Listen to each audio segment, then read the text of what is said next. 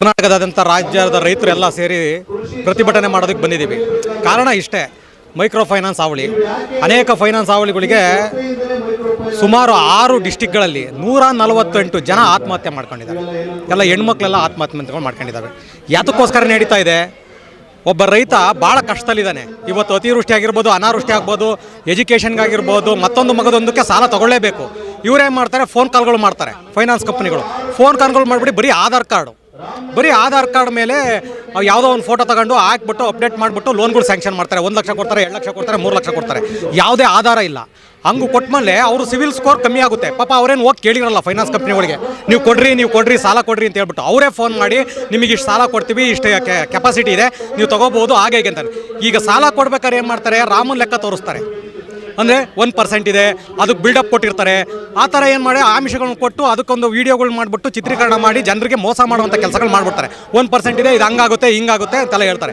ಆದರೆ ಏನಾಗ್ತಾ ಇದೆ? ಅದು ಹೇಳಾದ್ಮೇಲೆ, ಸಾಲ ಕೊಟ್ಟಾದ್ಮೇಲೆ 1ನೇ ತಿಂಗಳು 2ನೇ ತಿಂಗಳಿಗೆಲ್ಲ ಏನು ಮಾಡ್ತಾರೆ? ಬಡ್ಡಿ ದರ ಜಾಸ್ತಿ ಮಾಡ್ತಾರೆ. 2%, 1-2% ಅಲ್ಲ, 20-30% ಗಟ್ಟಲೆ ಜಾಸ್ತಿ ಮಾಡ್ತಾರೆ. ಸರ್ಕಾರಕ್ಕೆ ಇದು ಗೌರ್ಮೆಂಟು RBI ರೂಲ್ಸ್ ಪ್ರಕಾರ ಏನು ತೋರಿಸ್ತಾರೆ? ನಾವು ರಾಮನ್ ಲೆಕ್ಕ ತೋರಿಸ್ತಾರೆ.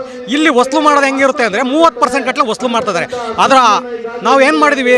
ಮೌಲ್ಯಗಳ ಆಧಾರಿತ ದೇಶ ನಮ್ಮದು, ಸಂಸ್ಕಾರಯುತ ಆಧಾರಿತ ದೇಶ. ಆದರೆ ಏನಾಗ್ತಾ ಇದೆ? ಆ ಮೌಲ್ಯಗಳು, ಆ ಸಂಸ್ಕಾರಗಳನ್ನೇ ಒಂದು ಎನ್ಕ್ಯಾಸ್ಟ್ ಮಾಡ್ಕೊಂಡು ಈ ಫೈನಾನ್ಸ್ ಕಂಪ್ನಿಗಳು ಜನರ ಮೇಲೆ ದಿವಾಳಿ ಮಾಡೋ ಲೆವೆಲ್ಲಿಗೆ ಬಂದುಬಿಟ್ಟಿದ್ದಾವೆ. ಇವತ್ತು 148 ಆತ್ಮಹತ್ಯೆಗಳಾಗಿದ್ದಾವೆ ಅಂತಾರಲ್ಲ, ಯಾತಕ್ಕಾಗಿರೋದು? ನಮ್ಮ ಕಾರ್ಯಾಂಗ, ನ್ಯಾಯಾಂಗ, ಶಾಸಕಾಂಗ ವ್ಯವಸ್ಥೆಗಳು ಅನಾಗರಿಕತೆಯಲ್ಲಿ ಕುತ್ಕೊಂಡಿದ್ದಾವೆ. ಆ ಪರಿಣಾಮ ಇವತ್ತು ಹೆಣ್ಗಳು ಬೀಳ್ತಾ ಇರೋದು.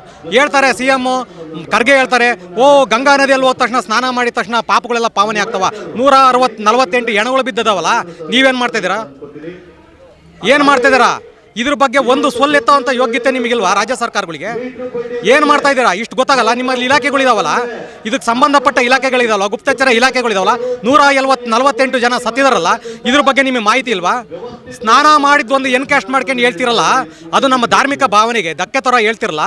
ನೀವು ಮಾಡ್ತಿರೋದು ಏನು ಕೆಲಸ ಇದು? ಸತ್ತದ ಹೆಣಗಳ ಮೇಲೆ, ಹೌದು, ಸತ್ತ ಹೆಣಗಳ ಮೇಲೆ ಇವತ್ತು ಅನ್ನ ತಿಂತಿದ್ದಾರೆ ಇವರು. ಇದನ್ನು ಯಾರು ಕೇಳಬೇಕಾಗಿರೋಂಥವ್ರು? ರೈತರು ಕೇಳಬೇಕು, ಸಾಮಾನ್ಯ ಪ್ರಜ್ಞೆ ಇರುವಂಥ, ಸಾಮಾಜಿಕ ಕಳಕಳಿ ಇರುವಂಥವ್ರು ಕೇಳಬೇಕು.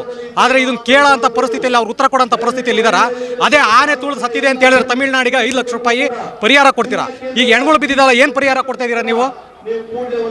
ಕರ್ನಾಟಕದ ಆನೆ ಅಂತ ಏನಾರ ಬೋರ್ಡ್ ಹಾಕೊಂಡು ಹೋಗಿ ಅಲ್ಲಿ ತುಳಿದಿತ್ತಾ? ಅಲ್ಲಿ ಕೇರಳದಾಗೆ ಮನೆ ಹಾನಿ ಆದು ಅಂತ ಹೇಳಿದ ತಕ್ಷಣ ಪರಿಹಾರ ಕೊಡ್ತಿರಲ್ಲ, ಜನ ಸಾಯ್ತಾ ಇದ್ದಾರೆ. ಏನು ಕೊಡ್ತಾ ಇದ್ದೀರಾ ನೀವು? ಫೈನಾನ್ಸ್ ಕಂಟ್ರೋಲ್ ಮಾಡೋ ಅಂಥ ಕೆಪಾಸಿಟಿ ಇಲ್ಲ ಅಂದಮೇಲೆ ನೀವು ಯಾವ ಪುಟ್ಕೋಸಿ ನಾಯಕರುಗಳು ರೀ? ನಮಗೆ ಯಾವ ಪುಟ್ಕೋಸಿ ನಾಯಕರುಗಳು ನೀವು? ಮೊದಲು ಇದು ಕೂತರ ಪಡಿ ನಮಗೆ.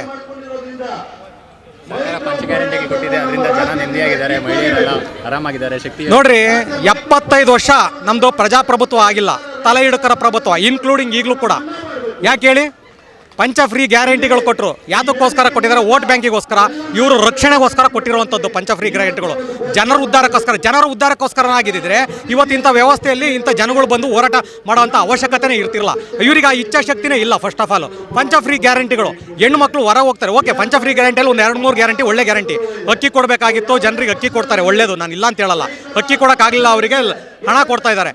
ಎರಡನೇದು ಬಂದ್ಬಿಟ್ಟು ಕೃಷಿ ಭಾಗ್ಯ, ಯಾವುದು ಇದು ಕೊಟ್ಟಿದ್ದಾರೆ, ಗೃಹಲಕ್ಷ್ಮಿ ಯೋಜನೆಯಲ್ಲಿ ಬರೀ ಚಾಮರಾಜಪೇಟೆಯಲ್ಲಿ 11,000 ಜನ ಕ್ಯೂ ನಿಂತ್ಕೊಂತಾರೆ ಇವತ್ತು ಕೂಡ. ಅಂದರೆ ಇದು ಹೆಂಗಿದೆ ಅಂದರೆ, ಹಂದಿ ತಿನ್ನಬಾರ್ದೆಲ್ಲ ತಿಂದ್ಬಿಟ್ಟು ಮೇಕೆ ಮೂತಿಗೆ ಒರೆಸಿತ್ತಂತೆ.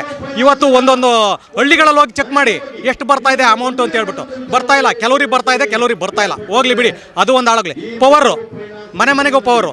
ಅವ್ರು ಹೇಳಿದರು, ಕಾಕಾ ಪಾಟೀಲ ನಿನಗೂ 200 ಯೂನಿಟು, ನನಗೂ 200 ಯೂನಿಟು, ಇವರಿಗೆಲ್ಲ 200 ಯೂನಿಟ್ ಕೊಟ್ಟರೆ ಪವರ್ ಅಮೌಂಟ್ ಯಾರು ಕಟ್ತಾರೆ?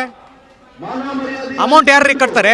200 ಯೂನಿಟ್ ಕೊಟ್ಟಿದ್ದಾರೆ ಇವರು ರೈತರಿಗೆ, ಜನಸಾಮಾನ್ಯರಿಗೆ. ನನಗೆ 250 ಕೊಟ್ಟಿದ್ದಾರಾ? ನಾನು ಬಳಸೋದು ಮನೆಗೆ 40 ಯೂನಿಟು. ನನಗೆ 41 ಯೂನಿಟ್ ಬೆಳೆಸಿದ್ರೆ 1 ಯೂನಿಟ್ ನಾನು ಪೇ ಮಾಡ್ಬೇಕು. ನಾನು ಅಮೌಂಟ್ ಏನಾಗಿದೆ? 1:3 ಆಗಿದೆ ಇವತ್ತು. ಎಲೆಕ್ಟ್ರಿಕಲ್ ಪವರ್ ಜಾಸ್ತಿ ಆಗಿದೆ. ಅದೇ 200 ಯೂನಿಟ್ ಬಳಸ್ತಾರೆ ಅಂತಾನೆ ಯಾರು? ಶ್ರೀಮಂತ. ಇವ್ರ ಲೆಕ್ಕಾಚಾರದಾಗ ಹೆಂಗಿದೆ ಅಂದರೆ, ಗುಲಾಮಪುರ ಏನೇನು ಇದಿರೋ ನೀವು ಗುಲಾಮ್ರಾಗೇ ಇರಿ. 40 ಯೂನಿಟ್ ತಗೊಂಡ್ರೆ 40 ಯೂನಿಟ್ಗೆ ಸೀಮಿತವಾಗಿರ್ರಿ. ಅವ್ರು ಮುಂದಕ್ಕೆ ಬರೋದು ಬೇಡ. 100 ಯೂನಿಟ್ ಬಳಸೋ ಅಂತ 100 ಯೂನಿಟ್ ತೊಗೊಳ್ಳಿ. ಅವನಿಗೆ 200 ಯೂನಿಟ್ ಫ್ರೀ ಅಲ್ಲ. ಅವ್ನು ಶ್ರೀಮಂತನ ಥರನೇ ಇರಬೇಕು, ಬಡವನ ಥರನೇ ಇರಬೇಕು. ಇದು ಇವ್ರದ್ದು ಸ್ಕೇಲು. ಈ ರೀತಿ ಮನಸ್ಥಿತಿ ಬೇಡ. 200 ಯೂನಿಟ್ ಇವನಿಗೆ ಕೊಡು, ಬಡವನಿಗೆ ಕೊಡು 200 ಯೂನಿಟು, ಅವ್ನು ಬಳಸ್ಕೊಳ್ಳಿ. ಅವನು ಮನೆಗೆ ಫ್ರಿಜ್ ತೊಗೊಂಬರಲಿ, ವಾಷಿಂಗ್ ಮಿಷಿನ್ ತೊಗೊಂಬರಲಿ, ಮೈಕ್ರೋವೇವ್ ತಗೊಂಡ್ಕೊಳ್ಳಿ, ಪ್ರತಿಯೊಂದು ಗೀಸರ್ ಎಲ್ಲರೂ ಹಾಕ್ಸ್ಕೊಳ್ಳಿ, ಅವ್ನು ಬದುಕಲಿ ರೀ. ನೀವು ಎಲ್ಲಿ ಕೊಟ್ಟಿದ್ದೀರಾ 200 ಯೂನಿಟು ಜನಸಾಮಾನ್ಯರಿಗೆ? 60 ಯೂನಿಟ್ ಕೊಟ್ಬಿಟ್ಟು ಸರಾಸರಿ ಅಂತ ಹೇಳ್ಬಿಟ್ಟು 40 ಯೂನಿಟು 50 ಯೂನಿಟ್ಗೆ ಫಿಕ್ಸ್ ಮಾಡಿದ್ರಲ್ಲ, ನೀವು ಹೆಂಗೆ ಕೊಟ್ಟಂಗತ್ತು? ಮತ್ತೆ ಇದು ಗುಲಾಮಗಿರಿಯ ಮತ್ತೊಂದು ಮುಖವಾಡ ಇವ್ರದ್ದು.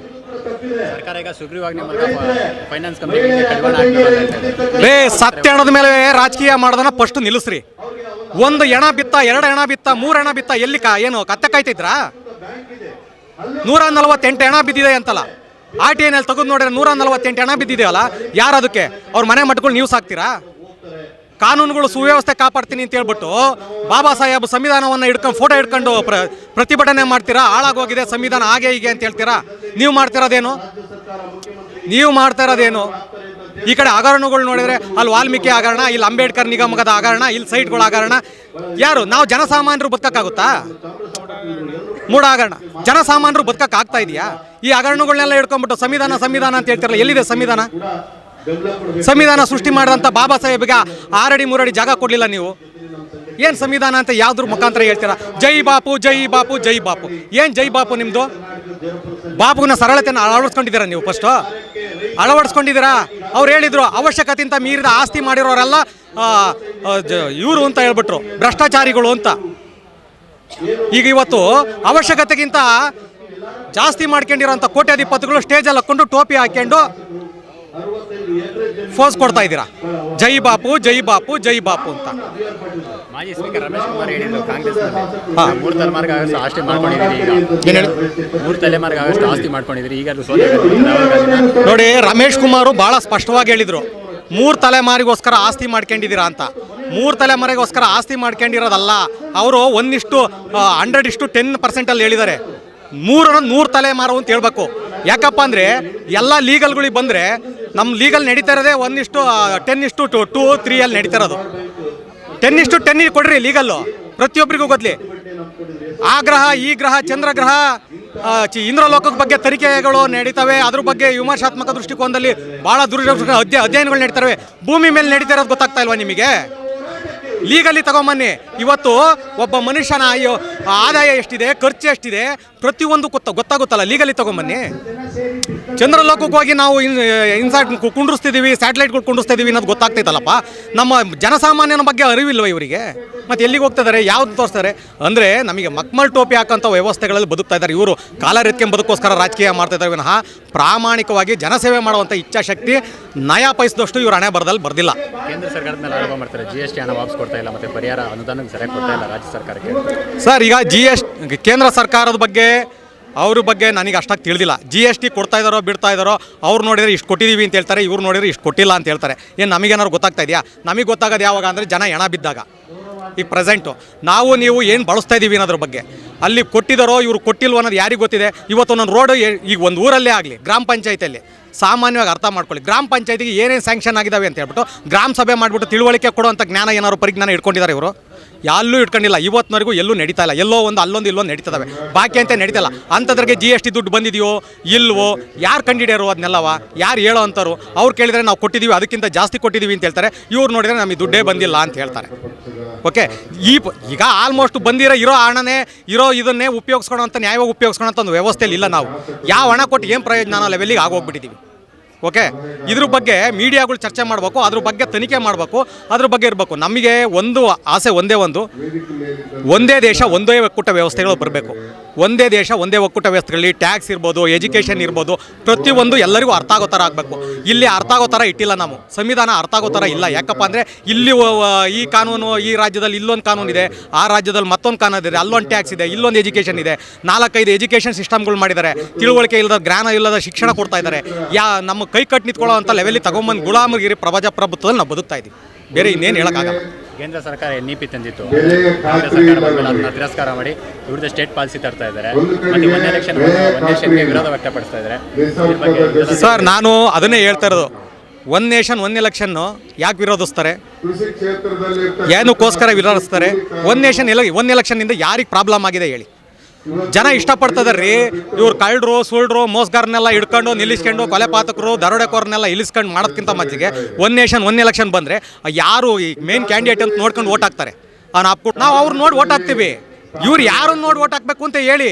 ಒನ್ ನೇಷನ್ ಒನ್ ಎಜುಕೇಷನ್ ತೊಗೊಂಬನ್ನಿ. ಇವ್ರು ಏನು ಮಾಡ್ತಾರೆ, ಒಂದೊಂದು ರಾಜ್ಯಕ್ಕೆ ಒಂದು ರಾಜ್ಯದಲ್ಲಿ 4-5 ಥರ ಸಿಲೆಬಸ್ ಇಟ್ಕೊಂಡ್ರೆ, ಸ್ಟೇಟ್ ಅಂತೆ, CBS ಅಂತೆ, ICIC ಅಂತೆ, ಕನ್ನಡ ಮಾಧ್ಯಮ ಅಂತೆ.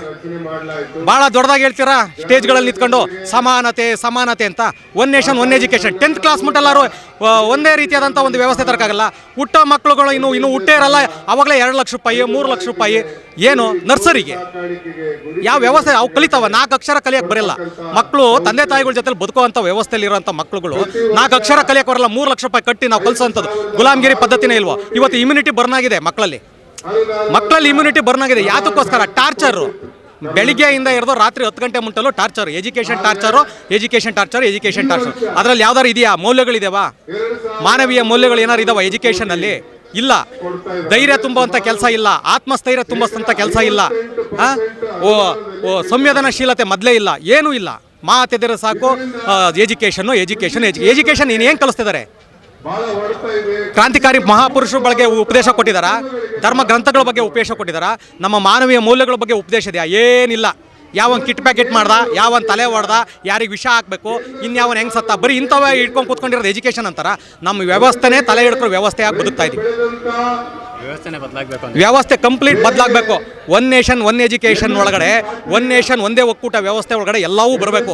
ಆವಾಗಲೇ ನಮಗೆ ಗೊತ್ತಾಗೋದು, ಜನಸಾಮಾನ್ಯರಿಗೆ ಭಾಳ ಸ್ಪಷ್ಟವಾಗಿ ಗೊತ್ತಾಗುತ್ತೆ. ಇವ್ರ ಕಾನೂನುಗಳು ಏನು ಅಂತ ನಮ್ಗೆ ಹೇಳ್ಕೊಟ್ಟಿದ್ದಾರೆ ಅಂದರೆ ಇಲ್ಲಿ ಇವತ್ತಿನವರೆಗೂ ಕಾನೂನುಗಳ ಬಗ್ಗೆ ತಿಳಿ ಹೇಳುವಂಥ ಶಿಕ್ಷಣ ಸಿಕ್ಕಿದೆಯಾ? ಮೌಲ್ಯಾಧಾರಿತ ಶಿಕ್ಷಣ ಸಿಕ್ಕಿದೆಯಾ? ಜನಸಾಮಾನ್ಯರಿಗೆ ನಾವು ಹಿಂಗೆ ಬದುಕಬೇಕು, ನಮಗಿಂತ ಮೌಲ್ಯಗಳು ಇಟ್ಕೋಬೇಕು, ತಪ್ಪನ್ನು ಹಿಂಗೆ ಕಂಡ ತುಂಡುವ ಖಂಡಿಸ್ಬೇಕು, ಶಿಕ್ಷಣ ಸಿಕ್ಕಿದೆಯಾ? ಇವತ್ತು ಇಂಜಿನಿಯರ್ ಆಗಿರೋನು, ಡಾಕ್ಟರ್ ಆಗಿರೋನು ಮನೆ ಮುಂದೆ ಗುಂಡು ಬಿದ್ದಿದೆ ಅಂತ ಕೈ ಕಟ್ಕೊಂಡು ನಿಂತ್ಕೊಂತಾನೆ. ಯಾವ ಪುಟ್ಕೋಸಿ ಎಜುಕೇಷನ್ ಸಿಕ್ಕಿದೆ ರೀ ನಮಗೆ? One nation one education system ಬರಬೇಕು. ಈ ಥರ ಎಲ್ಲ ಸಿಸ್ಟಮ್ ಎಲ್ಲ ಬೇಡ. ಈ ಸಿಸ್ಟಮ್ ಏನಿದೆಯೋ ಇದು ಬ್ರಿಟಿಷ್ ಅಪ್ಪಂದ್ರ